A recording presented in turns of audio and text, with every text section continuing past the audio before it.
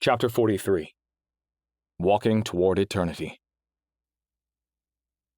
The Sundance sky was moonless, and with Hecate on the other side of the horizon, the stars punched through the onyx veil of their mountain surroundings. Bucephalus was too large for the garage, so Anthony parked at the bottom of their long driveway. "Listen to all that quiet," Anthony said as he walked toward the house. He was right, Marcus thought. It was nearly silent. No fireworks, no cars traversing the roads, no people talking, no animals. Just a cool evening wind flowing over and around the tops of quaking summer trees. Marcus made his way to their back patio, where cobblestone pavers and drooping strands of light bulbs marked out the family space from the adjacent mountainside. He embraced his expected role as sous chef, lighting the outdoor grill before returning to the kitchen to aid Anthony in prepping their meal. "Does a guy named Virgil train at Krav?" asked Marcus. "No," Anthony declared. "Why are you asking?" "Not to rub your face in it, but you were wrong about the parade. A mob of coalition crazies recognized me and—" "What?" Anthony stopped slicing onions. "A small group surrounded us." "Us?" "Velia happened to be there with some ripped older dude named Virgil. She was introducing us when the fight started. I just stood there while the two of them took down half the group. Virgil had skills. He moved fluidly with Velia without saying a word, like they'd trained together. Both of them were using Krav Maga. No one named Virgil has ever trained at our gym in the 14 years I've been going." "You sure?" "I'm not just sure, I'm HIV positive." Anthony invoked one of his favorite South Park lines. "They probably studied together at another gym. Velia has definitely had other training. She moves like someone with years of experience when we spar." "Have you ever asked her about it directly?" "No, why would I? Students bounce from one martial art to another all the time." Anthony pointed his knife at Marcus. "Now get to work or we'll never eat." A petrichor scent wafted into Marcus's face as he hovered over the sink scrubbing coal-colored soil from the zucchini. A golden death mask mounted at eye level on a vertical slat of wood separating two window panes faced him as he worked. The relic had been here for as long as Marcus could remember. "Where's this mask from?" Marcus asked. Anthony looked at the object. "A trip to Greece." "Why don't I remember that?" "You were a toddler. You weren't in diapers anymore, so you shit all over me at the Acropolis." "I wish I could remember it," Marcus moaned. "It was a great vacation." Anthony motioned Marcus toward the patio. They stood around the controlled conflagration, captivated by the sizzling of meats and oiled vegetables. "Was that mask from the Acropolis?" Marcus probed. "No. I think we picked it up at a shop near Mycenae. It's a replica. Why the sudden interest? It's been hanging in that spot for almost 2 decades. "I just noticed it," Marcus revealed. "I mean, I've seen it and knew it was there, but I never stopped to think about it." "Interesting." Anthony's voice climbed an octave. "Do you know what they were used for?" "What, death masks?" "Yes." "For burying people?" Marcus mocked. "That's far from the full story." "I give up." Marcus threw his hands into the air. "They were supposed to capture the essence of the person being buried. The question then is which essence? We each have 3 masks, one we present to ourselves, one that shows how other people see us, and one that captures who we really are. Which do you think the death mask is meant to represent?" Marcus took a moment to consider the options. "If I had a mask made for myself, I'd want it to reflect how I see myself, not how other people see me. How I see myself is the true version." Anthony roared with laughter. "Why is that funny?" "How do you see yourself?" Anthony interrogated. "I'm a person who protects the people I care most about, especially my family and friends." "Have you done that? You've protected them all?" "I'm working on it." "Then who you are doesn't match who you think you are. I'm helping the Federation to help humanity. With Project Noble's first milestone approaching," Marcus pulled back his shoulders, "it's fair to say I'm doing a stellar job." "What about everyone else in your life?"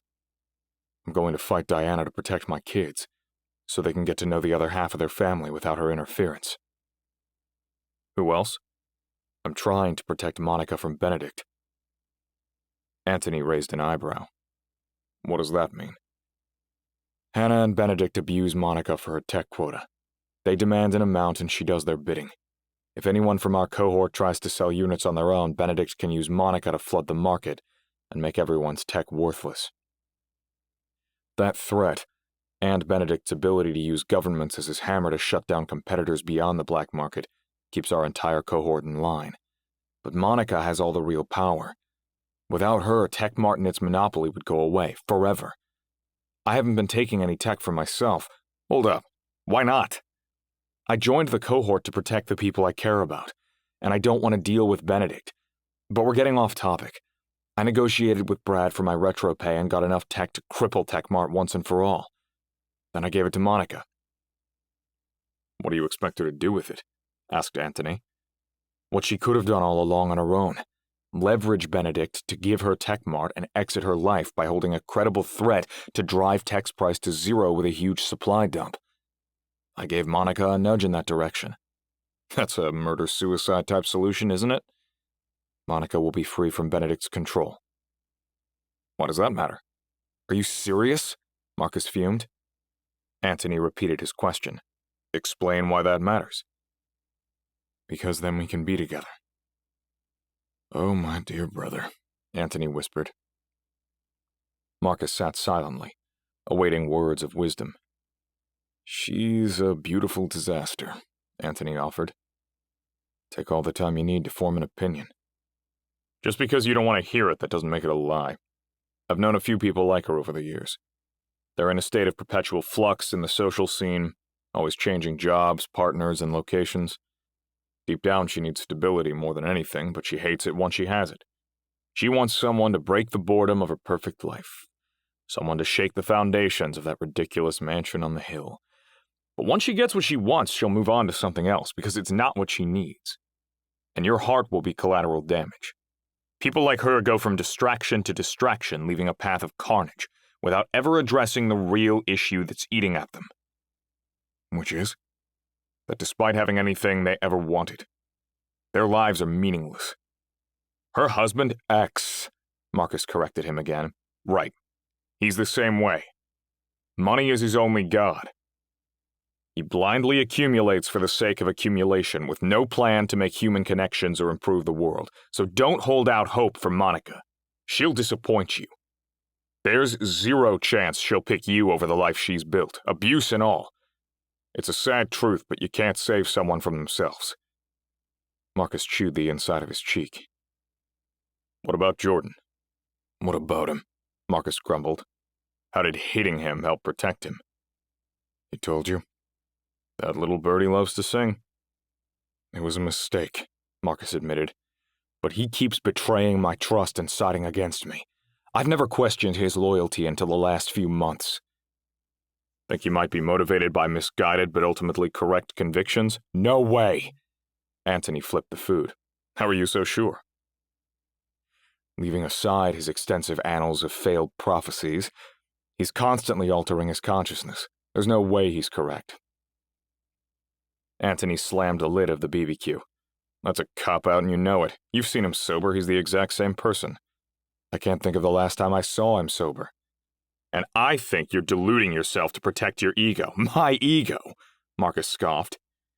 If he's right, in spite of the drugs and past false positives, that means the Federation is evil and your plans to protect everyone is a lost cause.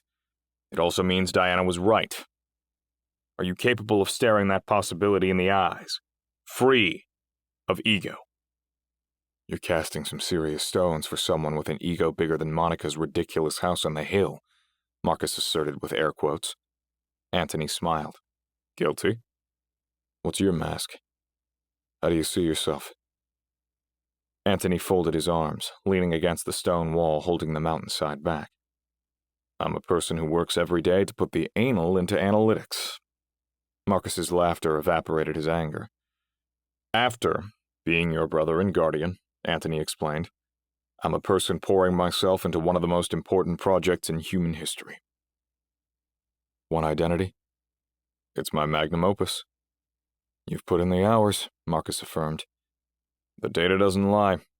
As of yesterday, I've spent more time with Benedict working on one identity than I've spent with you so far this year. Seriously? I try to keep as much distance as I can from him, but the Furies find a way to drive us together. I don't think it's a coincidence another connection showed up between you and Monica. What does one identity do? Marcus whispered. The project is stovepiped, so no one has a complete picture, not even me. Without getting into details that'd get us both locked in federal prison for the rest of our natural lives, my intuition says it's a decentralized ledger, like a blockchain for... Anthony frowned.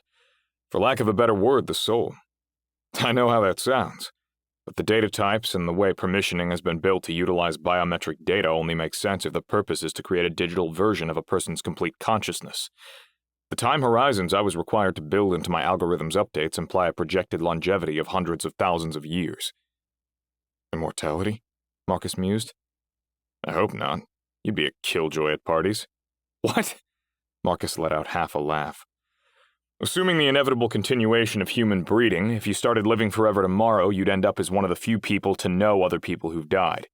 You'd go on and on about everyone you used to know and what they were like. It'd be like describing a dream to someone who has no way of understanding the context, but way more depressing since they couldn't relate to your loss. Why would the government build this? I don't think it's the government, Anthony asserted. Nothing about this project jibes with how they normally work. If not them, then who? Government guys are involved, but I think they're acting as an intermediary, and the real decision-maker is the Federation. Why would you think that? Tech is a core information source for one identity, and the Federation controls that data, unless tech is a secret government program. But I've never met a human bureaucracy capable of pulling that off. Marcus's mind raced through the implications of Anthony's theory. It aligned with more than a few of Jordan's conspiracies. Time to eat. Anthony presented their meal, suspending the conversation so they could enjoy the blissful bounty in silence.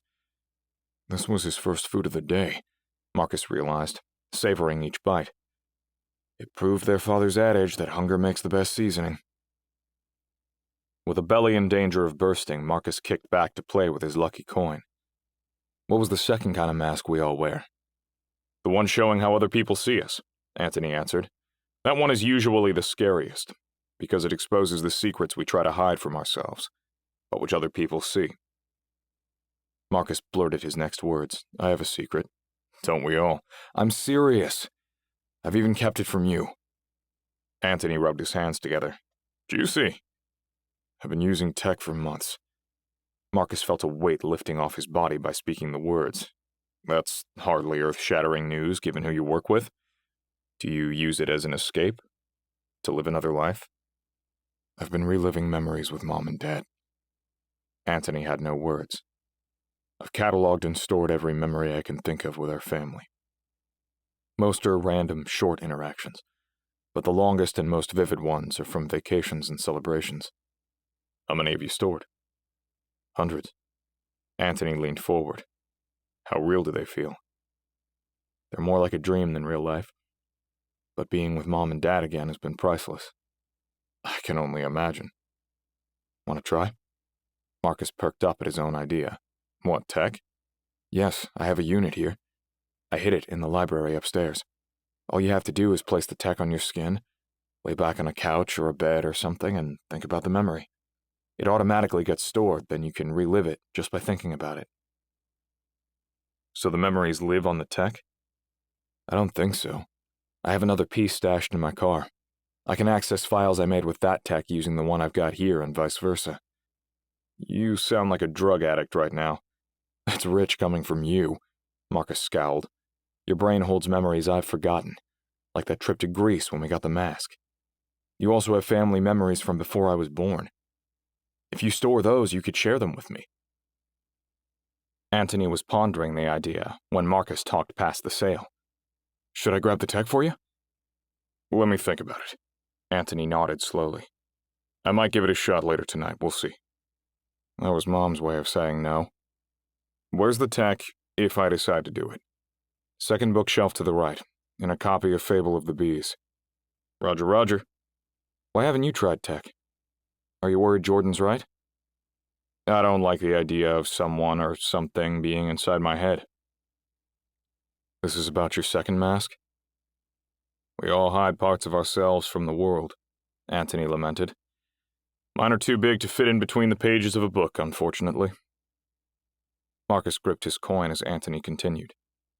Remember when Dad used to say winning isn't everything? But it's right up there with oxygen.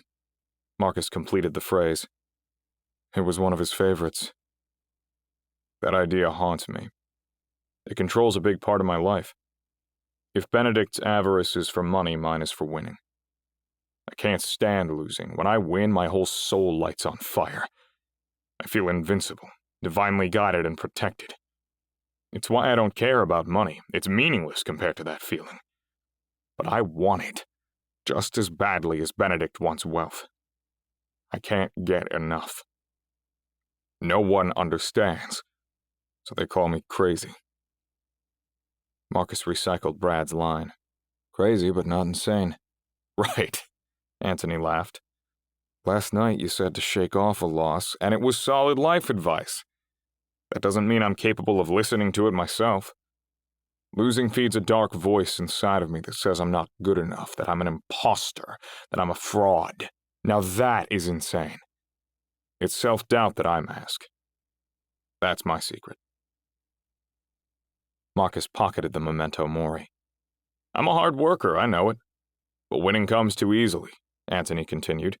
No matter the odds, everything works out in my favor. I ask myself if it's the result of my hard work and skills, or if it's fate, or destiny, or God. But without fail, whatever I needed is there at the exact moment I need it. I've studied patterns and data for half of my life. This can't be random chance. The probability is way too low. I can't shake the fear that things have been handed to me, and I'm no different than King Fagface the Insignificant. Who? Marcus challenged. Benedict. Marcus searched for words of encouragement, but Anthony charged ahead. After a lifetime, I've learned I can't silence the dark voice. All I can do is acknowledge that it exists and then ignore it. The drugs help, Anthony cackled. But Mom's friend Geraldine taught me a visualization technique I use all the time. I picture the voice as a small monster, and when I see it, I tie it to a Greek column. Doric, Ionic, or Corinthian? Marcus grinned. Ionic, obviously. Does it work? For a while. The little asshole always gets loose. Have you ever lost, though? Marcus murmured. It's been rare, but there's a big one. After some silence, Marcus prodded. What is it? Help me do the dishes, then I'll tell you. Marcus stacked their plates from the patio table and started a food scrap pile. Where's Kitty? I left her home in the vault. Why would you do that? The dog sitter said Kitty freaked out on the 4th of July because of the fireworks. She's getting schizo in her old age. The vault is soundproof, so she'll take a nap and wake up to a doggy bag. She eats better than some humans, Marcus said. Life has been kind to all of us. Right. We're the lucky ones, Marcus muttered. Everyone has hardships and trials, but even taking those into consideration, right now, would you trade your life for anyone else's? No. Me neither. We're exactly where we want to be. After a well-coordinated cleanup to one of Jordan's recent remixes, the brothers retired to the family patio for the last time. Anthony held 2 heroic-sized drinks, each containing a generous 4-finger pour of scotch. The smell made Marcus's belly beg for mercy. I can't drink anything tonight. Better you spill my blood than waste my liquor, Anthony decried. More for me. Want to smoke? Sure. Anthony set down the drinks and fished a pipe from his pocket, handing it to Marcus along with a small Ziploc of Jordan's Mountain Grow. I fulfilled my half of the agreement. Marcus loaded the pipe, taking a hit and speaking through an exhalation. It's your turn. I'm searching for a tactful way to say this. You're just stalling now. The biggest loss I've ever suffered was quitting law school. Anthony struggled to swallow. It's the only time I felt truly defeated in my entire life. A puff of guilt blew out of Marcus. I'm sorry. Don't insult me with an apology. You didn't kill our parents. The opportunity to help prepare you for the future has been the greatest blessing of my life. You joined the cohort out of a sense of conviction. That's exactly how I feel about being your guardian. I'm not proud of everything I've done, but I'm ashamed of nothing. When judgment inevitably comes, I'll be able to hold my head up high and say I turned the biggest loss of my life into my greatest success. You. Heidi's comment during my disclosure moment was proof positive for me. I know the Federation is right, and you're going to be the key that protects us from the Confederation. Antony's comment knocked a memory loose from Marcus. I just remembered last night's dream. This isn't my favorite thing to do in life. Antony took a long sip from his drink, but let's hear it. I used to have this dream all the time, but it's been years. Marcus oozed with excitement, adding, I was playing in the middle of dense woods. The dusty smell of dried plants was so pungent in the air that it diffused the sunlight like a fog. Every tree must have dropped their red maple leaves at the same time because they blanketed the entire forest floor, covering a rail line passing right by me. A single column of light cut through the haze, drawing my attention to a junction box. I knew I needed to throw the switch and how important the job was, but I procrastinated because I was having fun in the shadows. When the train would eventually punch through the dust cloud, I'd frantically paw at the leaves for a key to the junction box. The ground would vibrate violently as waves of red leaves were shot away from the train, like it was plowing through deep snow. That's always the point in the dream when I realize I'd failed. The train would derail, setting off a domino effect of destruction. The sound of trees snapping under the weight of steel is what shocks me from my sleep. That's your third mask, Antony encouraged. I don't see the connection. Destiny is your third mask. It's what you really are. In your dream, you have the power to protect everyone. You just have to focus on doing the job. But I always fail. Only in the dream. It's a warning for real life. I can't find the key in time. It's impossible. Are you sure you even need a key? Have you ever gone to the junction box in your dream? Maybe you're the key, and all you need to do is joyfully three-step into the light from the shadows to succeed. We were talking about your role as a protector from the Confederation when you remembered this dream. You don't have to be a psychologist to put those puzzle pieces together. If you can accept that you're the key, I have no doubt you'll be able to protect us. Sempre avanti, Marcus declared. I almost forgot! Antony screeched like a fangirl. I've got something for you. He returned with Invictus. Pull it out. Marcus drew the sword from its scabbard. Two big words were etched boldly into the flat surface of the black blade. Sempre avanti. You left it in my place, Antony explained. I finally got a tag to teach you a lesson about keeping track of your shit. I love it. Marcus hugged Antony, then held Invictus parallel to his body in front of his face. You were born to this family in this time. That's a big part of your destiny. Don't ever forget it. Why are you telling me this? Antony looked skyward, blowing an opaque cloud of cannabis smoke, fixated on the stars. I don't know. I felt like I needed to.